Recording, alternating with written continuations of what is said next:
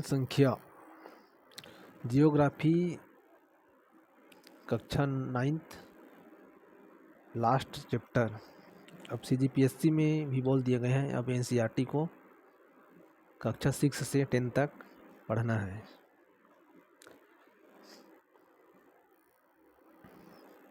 जनसंख्या। क्या आप मानव रहित विश्व की कल्पना कर सकते हैं? संसाधनों का उपयोग एवं सामाजिक तथा सांस्कृतिक वातावरण का निर्माण कौन करता है? समाज एवं अर्थव्यवस्था के विकास में मानव का महत्वपूर्ण योगदान होता है। मानव संसाधनों का निर्माण एवं उपयोग तो करते ही हैं, वे स्वयं भी विभिन्न गुणों वाले संसाधन होते हैं। कोयला तब तक चट्टान का एक टुकड़ा था जब तक कि मानव ने उसे प्राप्त करने की तकनीक का आविष्कार करके उसे एक संसाधन नहीं बनाया। प्राकृतिक घटनाएं जैसे बाढ़ या सुनामी जब किसी घनी आबादी वाले गांव या शहर को प्रभावित करते हैं तभी वो आपदा बनते हैं। इसलिए सामाजिक अध्ययन में जनसंख्या एक आधारी तत्व है। यह एक संदर्भ बिंदु है जिससे दूसरे तत्वों का अवलोकन किया जाता है तथा उसके अर्थ एवं महत्व याद किए जाते हैं। संसाधन, आपदा एवं विनाश का अर्थ केवल मानव के लिए ही महत्वपूर्ण है। उनकी संख्या, वितरण, वृद्धि एवं विशेषताएं या गुण पर्यावरण के सभी स्वरूपों को समझने तथा उनकी विवेचना करने के लिए मूल पृष्ठभूमि प्रदान करते हैं। मानव पृथ्वी के संसाधनों का उत्पादन एवं उपभोग करता है, इसलिए यह जानना आवश्यक है कि एक देश में कितने लोग निवास करते हैं, वे कहाँ एवं कैसे रहते हैं, उनकी संख्याओं में वृद्धि क्यों हो रही है तथा उनकी कौन कौन सी विशेषताएं हैं। भारतीय जनगणना हमारे देश की जनसंख्या से संबंधित जानकारी हमें प्रदान करती है। जनसंख्या का आकार एवं वितरण। भारत की जनसंख्या का आकार एवं संख्या के आधार पर वितरण। मार्च 2011 तक भारत की जनसंख्या 12,106 लाख थी, जो कि विश्व की कुल जनसंख्या का 17.5% थी। यह 12.1 करोड़ लोग भारत के 32.8 लाख वर्ग किलोमीटर विश्व के स्थलीय भूभाग का 2.4% के विशाल क्षेत्र में असमान रूप से वितरित हुए हैं। 2011 की जनगणना के अनुसार देश की सबसे अधिक जनसंख्या वाला राज्य उत्तर प्रदेश है, जहां की कुल आबादी 1990 लाख है। उत्तर प्रदेश में देश की कुल जनसंख्या का 16% हिस्सा निवास करता है। दूसरी ओर हिमालय क्षेत्र के राज्य सिक्किम की आबादी केवल 6 लाख ही है तथा लक्षद्वीप में केवल 64,429 लोग निवास करते हैं। भारत की लगभग आधी आबादी केवल 5 राज्यों में निवास करते हैं। ये राज्य हैं उत्तर प्रदेश, महाराष्ट्र, बिहार, पश्चिम बंगाल एवं आंध्र प्रदेश। क्षेत्रफल की दृष्टि से राजस्थान सबसे बड़ा राज्य है, जिसकी आबादी भारत की कुल जनसंख्या का केवल 5.5% है। भारत में जनसंख्या के असमान वितरण का क्या कारण है? वहाँ पाए जाने वाली विविधता। घनत्व के आधार पर भारत में जनसंख्या घनत्व असमान वितरण का बेहतर चित्र प्रस्तुत करता है। प्रति इकाई क्षेत्रफल में रहने वाले लोगों की संख्या को जनसंख्या घनत्व कहते हैं। भारत विश्व के घनी आबादी वाले देशों में से एक है। क्या आप जानते हैं केवल बांग्लादेश तथा जापान का जनसंख्या घनत्व भारत से अधिक है? बांग्लादेश एवं जापान का जनसंख्या घनत्व ज्ञात कीजिए। 2011 में भारत का जनसंख्या घनत्व 382 व्यक्ति प्रति वर्ग किलोमीटर था, जहां बिहार का जनसंख्या घनत्व 1102 व्यक्ति प्रति किलोमीटर है। वहीं अरुणाचल प्रदेश में यह 17 व्यक्ति प्रति किलोमीटर है। चित्र 6.3 राज्य स्तरीय जनसंख्या घनत्व के असमान वितरण को दर्शाता है। ये स्रोत भारत की जनगणना 2011। मध्य प्रदेश 6%, तमिलनाडु 6%, राजस्थान 6%, कर्नाटक 5%, गुजरात 5%, उड़ीसा 3%, केरल 3%, झारखंड 3%, असम 3%, पंजाब 2%, छत्तीसगढ़ 2%, हरियाणा 2%, दिल्ली 1%, जम्मू और कश्मीर 1%, उत्तराखंड 1%, अन्य राज्य और केंद्र शासित प्रदेश 2%। यह छत्तीसगढ़ कितना है? 2%। उत्तर प्रदेश 16%, महाराष्ट्र 9%, बिहार 9%, पश्चिम बंगाल 8%, आंध्र प्रदेश 7%। ये विश्व के क्षेत्रफल एवं जनसंख्या में भारत का भाग 2.4%। वही जनसंख्या शेष विश्व का 82.5% और ये भारत का 17.5%। अब क्या दिया है जनगणना। एक निश्चित समय अंतराल में जनसंख्या की आधिकारिक गणना जनगणना कहलाती है। भारत में सबसे पहले 1872 में जनगणना की गई थी। हालांकि 1881 में पहली बार एक संपूर्ण जनगणना की जा सकी। उसी समय से प्रत्येक 10 वर्ष पर जनगणना होती है। भारतीय जनगणना जनसांख्यिकी, सामाजिक तथा आर्थिक आंकड़ों का सबसे बृहद स्रोत है। क्या आपने कभी जनगणना रिपोर्ट देखी है? आप अपने पुस्तकालय में इसे देख सकते हैं।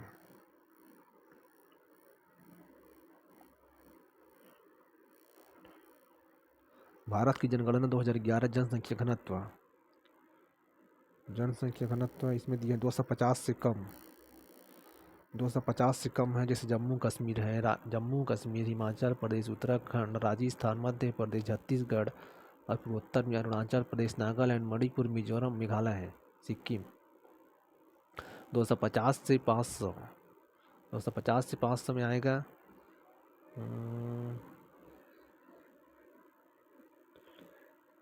250 में 500 में दक्षिणी साइड के गुजरात, महाराष्ट्र, दादर और नगर हवेली, कर्नाटक, गोवा, आंध्र प्रदेश, उड़ीसा, झारखंड, इधर पूर्वी में असम। 500 से 750 भीलावाला, तमिलनाडु, पंजाब, चंडीगढ़ और हरियाणा। 1000 से अधिक तो बिहार है और पश्चिम बंगाल। सिक्किम बिहार है। सिक्किम, आंध्र प्रदेश ये क्या है? स्रोत भारत की जनगणना 2011, भारत जनसंख्या घनत्व 2011 का रिपोर्ट है। नोट: आंध्र प्रदेश के पुनर्गठन के बाद 2 जून 2014 को तेलंगाना भारत का 29वां राज्य बना। 5/8/2019 को जम्मू और कश्मीर राज्य को 2 केंद्र शासित प्रदेश जम्मू और कश्मीर एवं लद्दाख में विभाजित किया गया। क्रियाकलाप: 250 व्यक्ति प्रति वर्ग किलोमीटर से कम जनसंख्या घनत्व वाले राज्यों के नाम बताइए। वहीं ऊपर दिखाए गए हैं, अभी बताया। जम्मू कश्मीर है, हिमाचल प्रदेश, उत्तराखंड, राजस्थान, मध्य प्रदेश, छत्तीसगढ़, अरुणाचल प्रदेश। पर्वतीय क्षेत्र तथा प्रतिकूल जलवायु अवस्थाएं इन क्षेत्रों की विरल जनसंख्या के लिए उत्तरदायी हैं। किस राज्य का जनसंख्या घनत्व 250 व्यक्ति प्रति वर्ग किलोमीटर से भी कम है और क्यों? असम एवं अधिकतर प्रायद्वीपीय राज्यों का जनसंख्या घनत्व मध्यम है। पहाड़ी, कटे छठे एवं पथरीले भूभाग, मध्यम से कम वर्षा, छिछली एवं कम उपजाऊ मिट्टी इन राज्यों के जनसंख्या घनत्व को प्रभावित करती है। उत्तरी मैदानी भाग एवं दक्षिण में केरल का जनसंख्या घनत्व बहुत अधिक है, क्योंकि यह समतल मैदान एवं उपजाऊ मिट्टी पाई जाती है तथा पर्याप्त मात्रा में वर्षा होती है। उत्तरी मैदान के अधिक जनसंख्या घनत्व वाले 3 राज्यों के नाम बताइए।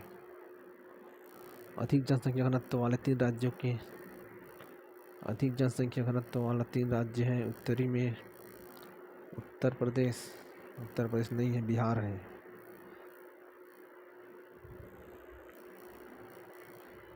बिहार को ले सकते हैं और इसमें हरियाणा है, पंजाब है, उत्तर प्रदेश है, दिल्ली है। जनसंख्या वृद्धि और जनसंख्या परिवर्तन की प्रक्रिया। जनसंख्या एक परिवर्तनशील प्रक्रिया है। आबादी की संख्या, वितरण एवं संगठन में लगातार परिवर्तन होता है। यह परिवर्तन 3 प्रक्रियाओं जन्म, मृत्यु एवं प्रवास के आपसी संयोजन के प्रभाव के कारण होता है। जनसंख्या वृद्धि का अर्थ होता है किसी विशेष समय अंतराल में, जैसे 10 वर्षों के भीतर किसी देश या राज्य के निवासियों की संख्या में परिवर्तन। इस प्रकार के परिवर्तन को 2 प्रकार से व्यक्त किया जा सकता है। पहला सापेक्ष वृद्धि तथा दूसरा प्रतिवर्ष होने वाले प्रतिशत परिवर्तन के द्वारा। प्रत्येक वर्ष या एक दशक में बढ़ी जनसंख्या कुल संख्या में वृद्धि का परिमाण है। पहले की जनसंख्या जैसे 2001 की जनसंख्या को बाद की जनसंख्या जैसे 2011 की जनसंख्या से घटाकर इसे प्राप्त किया जाता है। इसे निरपेक्ष वृद्धि कहा जाता है। जनसंख्या की वृद्धि का दर दूसरा महत्वपूर्ण पहलू है। इसका अध्ययन प्रति वर्ष प्रतिशत में किया जाता है। जैसे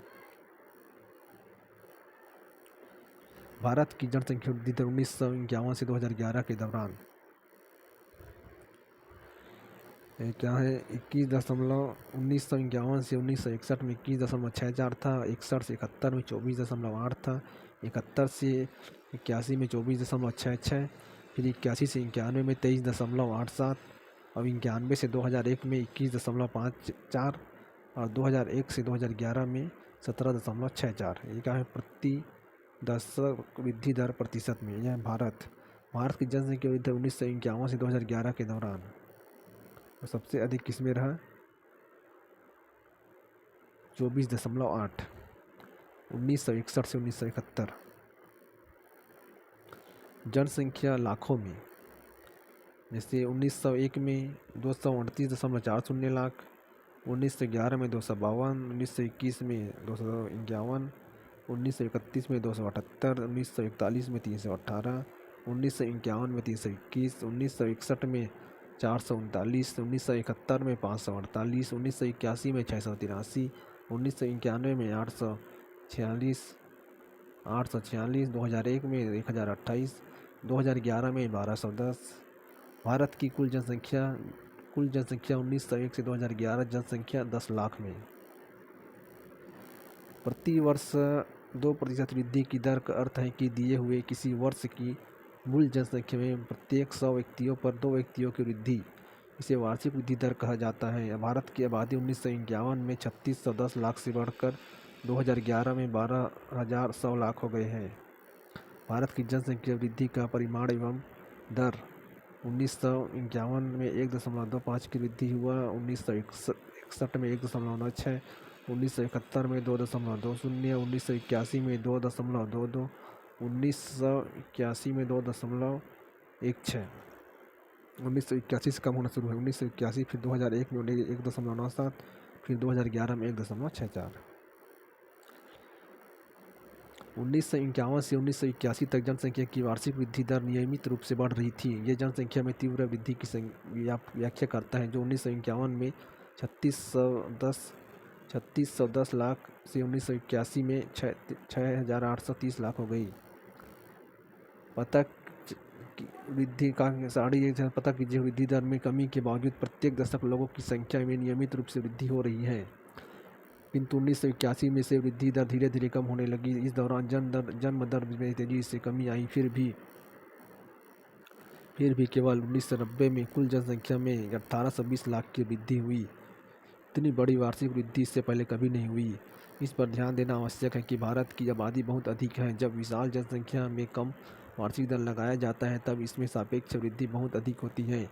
जब 10 करोड़ जनसंख्या में न्यूनतम दर से भी वृद्धि होती है तब भी जुड़ने वाले लोगों की कुल संख्या बहुत अधिक होती है। भारत की वर्तमान जनसंख्या में वार्षिक वृद्धि संसाधनों एवं पर्यावरण के संरक्षण को निष्क्रिय करने के लिए पर्याप्त है। वृद्धि दर में कमी जन्म दर नियंत्रण के लिए किए जा रहे प्रयासों की सफलता को प्रदर्शित करता है। इसके बावजूद जनसंख्या की वृद्धि जारी है तथा 2045 तक भारत चीन को पीछे छोड़ते हुए विश्व के सबसे अधिक आबादी वाला देश बन सकता है। जनसंख्या वृद्धि आबादी परिवर्तन की प्रक्रिया। जनसंख्या में होने वाले परिवर्तन की 3 मुख्य प्रक्रियाएं हैं: जन्म दर, मृत्यु दर एवं प्रवास। जन्म दर एवं मृत्यु दर के बीच का अंतर जनसंख्या की प्राकृतिक वृद्धि है। एक वर्ष में प्रति 1000 व्यक्तियों में जितने जीवित बच्चे का जन्म होता है उसे जन्म दर कहते हैं।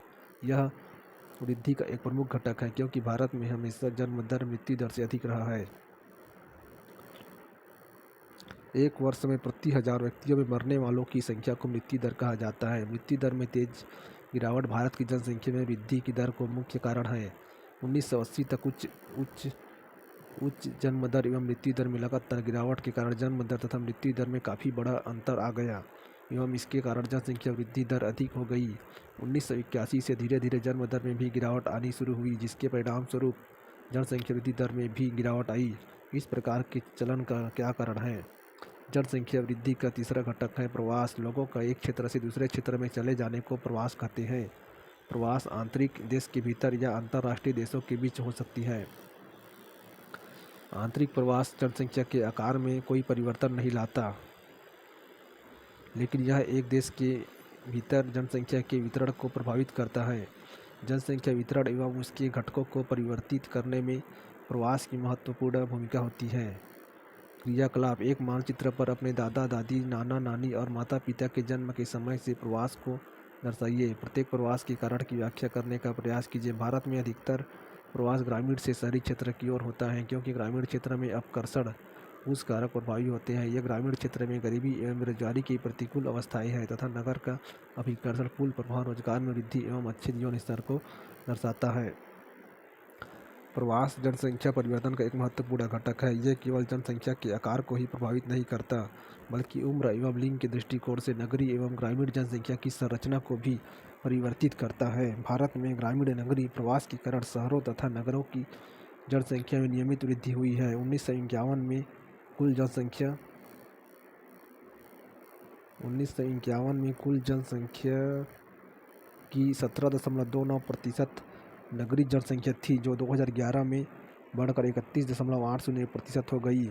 एक दशक 2001 से 2011 के भीतर 10 लाख से अधिक जनसंख्या वाले नगरों की संख्या 35 से बढ़कर 53 हो गई। किशोर जनसंख्या भारत की जनसंख्या का सबसे महत्वपूर्ण लक्षण इसकी किशोर जनसंख्या का आकार है। यह भारत की कुल जनसंख्या का 5वां भाग है। किशोर प्रायः 10 से 19 वर्ष की आयु वर्ग के होते हैं। ये भविष्य के सबसे महत्वपूर्ण मानव संसाधन हैं। किशोरों के लिए पोषक तत्व की आवश्यकताएं बच्चों तथा वयस्कों से अधिक होती हैं। कुपोषण से इनका स्वास्थ्य खराब तथा विकास अवरोधित हो सकती है, परंतु भारत में किशोरों को प्राप्त भोजन में पोषक तत्व अपर्याप्त होता है। बहुत सी किशोर बालिकाएं रक्तहीनता से पीड़ित रहती हैं। विकास की प्रक्रिया में उनकी समस्याओं पर पर्याप्त ध्यान नहीं दिया गया। किशोर बालिकाओं को अपनी समस्याओं के प्रति संवेदनशील बनाना चाहिए। शिक्षा के प्रसार तथा इसमें सुधार के द्वारा इन समस्याओं के प्रति जागरूकता बढ़ाई जा सकती है। राष्ट्रीय जनसंख्या नीति परिवार के आकार को सीमित रखकर एक व्यक्ति के स्वास्थ्य एवं कल्याण को सुधारा जा सकता है। इस तथ्य को ध्यान में रखते हुए भारत सरकार ने 1952 में एक व्यापक परिवार नियोजन कार्यक्रम को प्रारंभ किया। परिवार कल्याण कार्यक्रम जिम्मेदार तथा सुनियोजित पितृत्व को बढ़ावा देने के लिए कार्यरत है। राष्ट्रीय जनसंख्या नीति 2000 कई वर्षों के नियोजित प्रयासों का परिणाम है। राष्ट्रीय जनसंख्या नीति 2000 14 वर्ष से कम आयु के बच्चों को निःशुल्क शिक्षा प्रदान करने, शिशु मृत्यु दर को प्रति 1000 में 30 से कम करने, व्यापक स्तर पर टीकारोधी बीमारियों से बच्चों को छुटकारा दिलाने, लड़कियों की शादी की उम्र को बढ़ाने के लिए प्रोत्साहित करने तथा परिवार नियोजन को एक जन केंद्रीय कार्यक्रम बनाने के लिए नीतिगत ढांचा प्रदान करती है। अभ्यास: निम्नलिखित में से किस क्षेत्र में प्रवास आबादी की संख्या, वितरण एवं संरचना में परिवर्तन लाता है? जनसंख्या में बच्चों का एक बहुत बड़ा अनुपात निम्नलिखित में से किसका परिणाम है? इसका सॉल्यूशन अलग से पाठ में देखेंगे। इसका परिणाम है बहुत बड़ा अनुपात, जनसंख्या बच्चों का एक बहुत बड़ा अनुपात निम्नलिखित में से किसका परिणाम है? उच्च जन्म दर। जनसंख्या का एक बहुत बड़ा अनुपात निम्नलिखित में किसका परिणाम? जनसंख्या बच्चों का एक बहुत बड़ा अनुपात। उच्च मृत्यु दर भी होता है, लेकिन बच्चों का एक बहुत बड़ा अनुपात बढ़ रहा है, तो उच्च जन्म दर होना चाहिए। निम्नलिखित में से कौन सा एक जनसंख्या वृद्धि का परिमाण दर्शाता है? प्रत्येक वर्ष लोगों की संख्या में होने वाली वृद्धि, ये नहीं, प्रति 1000 जनसंख्या में होने वाली वृद्धि। एक क्षेत्र की प्रति 1000 पुरुषों पर महिलाओं की संख्या निम्नलिखित में कौन सा एक जनसंख्या वृद्धि का परिमाण दर्शाता है? आंसर देखेंगे इसका सॉल्यूशन। 2011 की जनगणना के अनुसार एक साक्षर व्यक्ति वह है जो किसी भी भाषा में पढ़ एवं लिख सकता है, जो इसकी उम्र 7 वर्ष या किसी भाषा को समझ के साथ पढ़ एवं लिख सकता है होना चाहिए। निम्नलिखित कथनों के उत्तर संक्षेप में लिखिए। जनसंख्या वृद्धि के महत्वपूर्ण घटकों की व्याख्या करें। 1981 से भारत में जनसंख्या की वृद्धि दर क्यों घट रही है? आयु संरचना, जन्म दर एवं मृत्यु दर को परिभाषित करें। प्रवास जनसंख्या परिवर्तन का एक कारक है। जनसंख्या वृद्धि एवं जनसंख्या परिवर्तन के बीच अंतर स्पष्ट करें। व्यावसायिक संरचना एवं विकास के बीच क्या संबंध है? स्वस्थ जनसंख्या कैसे लाभकारी है? राष्ट्रीय जनसंख्या नीति की मुख्य विशेषताएं क्या हैं? ये शब्दावली दिए गए। अवदाब: ऋतु विज्ञान या जलवायु विज्ञान में इसका अभिप्राय अपेक्षाकृत निम्न वायुदाब वाले क्षेत्रों से होता है। अवसादी शैलें: अवसादों से बनी हुई शैलें जिनमें प्रायः परतदार संरचना होती है। आग्नेय शैलें: वे शैलें जो मैग्मा या लावा के पृथ्वी की सतह या पृथ्वी के भीतर जम जाने से बनती हैं। आधार जनसंख्या: दिए गए निश्चित समय में किसी क्षेत्र की कुल जनसंख्या। आश्रित अनुपात: आश्रित आयु 15 वर्ष से कम एवं 60 वर्ष से अधिक एवं आर्थिक रूप से सक्रिय आयु 15 से 59 वर्ष के लोगों के बीच का अनुपात। आंतरिक अपवाह: एक ऐसा अपवाह तंत्र जिसमें नदियों का जल महासागरों में नहीं पहुंचता वरन आंतरिक समुद्रों या झीलों में गिरता है। उच्चावच: धरातल अथवा समुद्र की तलहटी पर प्राकृतिक रूप रेखा में पाए जाने वाले ऊंचाइयों के अंतर को उच्चावच कहते हैं। उपमहाद्वीप: एक बहुत बड़ा भूखंड जो महाद्वीप के विशेष भाग से एक पृथक भौगोलिक इकाई के रूप में स्पष्टतया अलग होता है। किशोरावस्था वह आयु है जब कोई व्यक्ति बाल्य अवस्था से अधिक आयु का होता है किंतु उसकी आयु प्रौढ़ से कम होती है। ऐसी व्यक्ति प्रायः 10 से 19 वर्ष के आयु वर्ग में होता है। जनसंख्या का घनत्व प्रति इकाई क्षेत्रफल में जैसे 1 वर्ग किलोमीटर में रहने वाले लोगों की संख्या।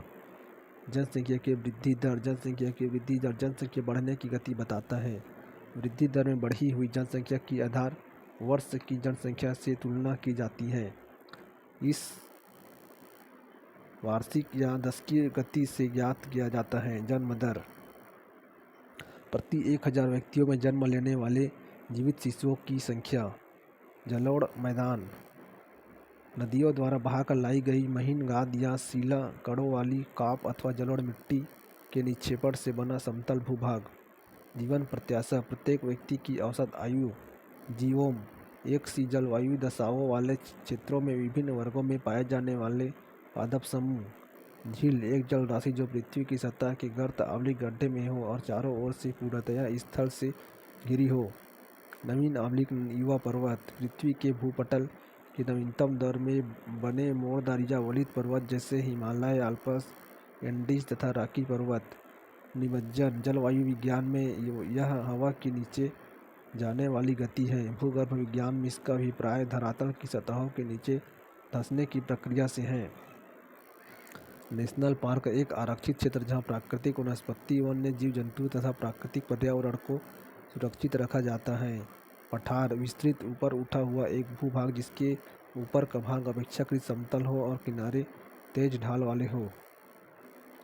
पर्यावरण वह परिवेश अथवा परिस्थितियाँ जिसमें एक व्यक्ति अथवा वस्तु रहती है और आचरण स्वभाव विकसित करता है। पर्वत पृथ्वी के धरातल का ऊपर की ओर उठा हुआ भाग। पशु पक्षी किसी दिए हुए क्षेत्र की जैव संपदा। प्रवसन लोगों का एक स्थान से दूसरे स्थान पर जाकर बसना प्रवसन है। आंतरिक प्रवसन का अर्थ है लोगों का एक ही देश में आना जाना तथा बाह्य प्रवसन का अर्थ है लोगों का एक देश से दूसरे देश में आना जाना। जब लोग एक देश से दूसरे देश में आते हैं तो इसे अप्रवास इमिग्रेशन कहते हैं और जब वे उस देश को छोड़ते हैं तब उसे उत्प्रवास कहते हैं। पारिस्थितिक तंत्र एक तंत्र जो भौतिक पर्यावरण तथा उसमें रहने वाले जीवों से मिलकर बनता है। भ्रंश आंतरिक हलचलों के कारण भूपृष्ठ पर पड़ी दरारें जिनके सहारे चट्टानें खिसक जाती हैं।